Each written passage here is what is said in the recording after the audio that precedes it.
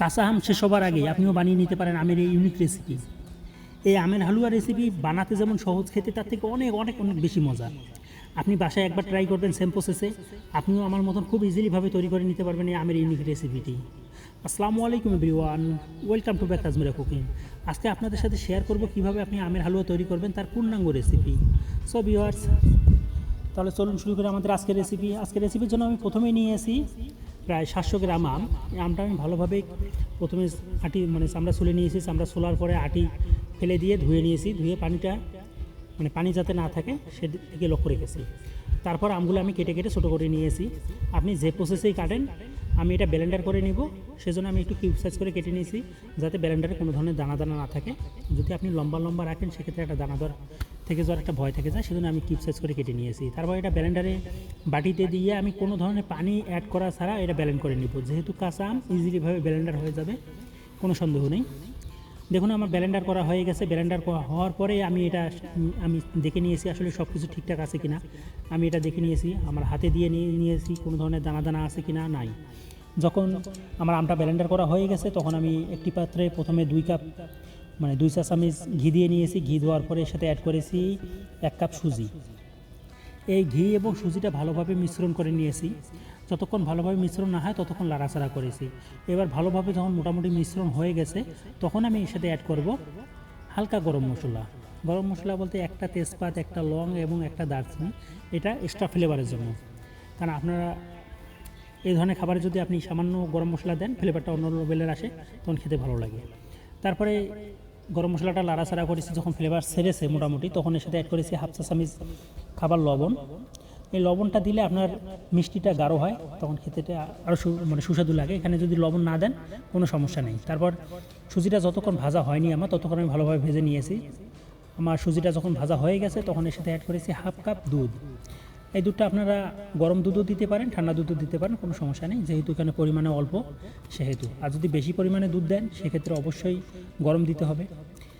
তারপরে এই দুধটা আমি সুজির সাথে ভালোভাবে মিক্স করে নিয়েছি। যতক্ষণ মিক্স না হয় ততক্ষণ লাড়াচাড়া করে নিয়েছি। মিক্স করা হয়ে গেলে আমি এর সাথে অ্যাড করেছি ব্লেন্ড করা আমটা। ব্লেন্ড করা আমটা দেওয়ার পরে এই সুজি এবং আম এটা অনবরত লাড়াচাড়া করব। এখানে চুলার হিটটা লো মিডিয়ামে আঁচে রাখবেন।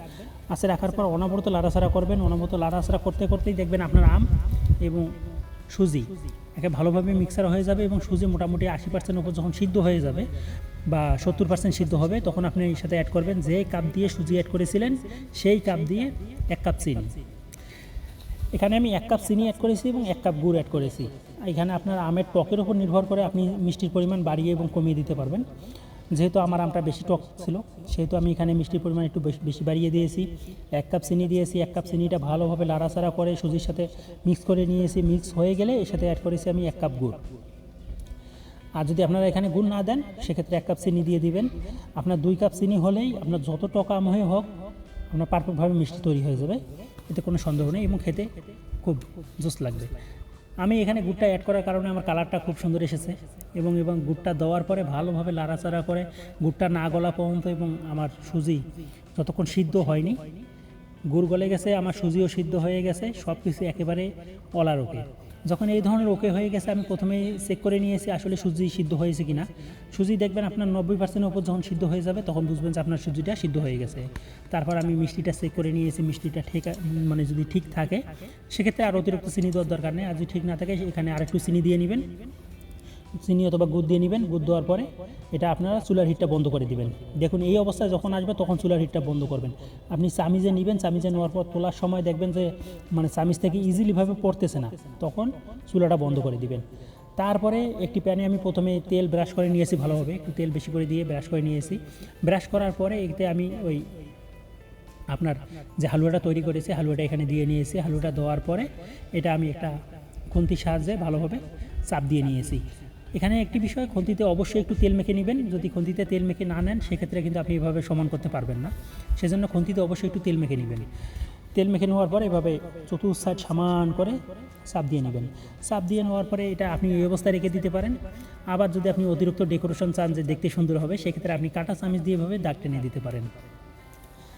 আপনি যত সুন্দর করে ডেকোরেশন করবেন জিনিসটা দেখতে তত সুন্দর হবে। খেতে তো মানে মাশাল্লাহ, আপনি যদি একবার সেম প্রসেসে তৈরি করে খান আপনি কমেন্ট করতে বাধ্য হবেন যে ভাই আসলেই খাবারটা খুব সুস্বাদু ছিল। তারপরে এটা আমি আধা ঘন্টার জন্য রেখে দিয়েছিলাম। আধা ঘন্টা বা 45 মিনিটের জন্য আপনি ফ্যানের নিচে রেখে দিন। আর আপনি যদি ফ্যানের নিচে রাখছেন কোনো সমস্যা নাই, আপনি এটা নর্মাল ফ্রিজে রেখে দিন কিছু সময়ের জন্য, এটা ইজিলিভাবে জমে যাবে। তারপর এটা যখন জমে গেছে তখন আমি এটা আমার মন মতন করে কেটে নিয়েছি, সাইজ করে কেটে নিয়েছি। আপনি আপনার মতন করে কেটে নেবেন, কোনো সমস্যা নেই। এভাবে যখন আমার কাটা হয়ে গেছে, সবগুলো পিস পিস করে নিয়েছি, পিস পিস করে যখন কাটা হয়ে গেছে তখন আমি এটা তুলে নেব। আপনার ক্ষেত্রে আগেই বলে রাখি, এই প্রথমের পরে যে শাড়িটা আছে ওটা আপনার চাকুর যেহেতু ডুবতে অসুবিধা হয় সেজন্য তুলতে একটু কষ্ট হতে পারে, বাট সুজিটা ইজিলিভাবে উঠে আসবে, এতে কোনো সন্দেহ নেই। এভাবে আপনারা চাকুর মাথায় প্রথমে একটু তেল মেখে নেবেন, তেল মেখে নিয়ে দেখুন ওই হালুয়ার ভিতরে ডুবে দেবেন, ইজিলিভাবে হালুয়াটা উঠে আসবে।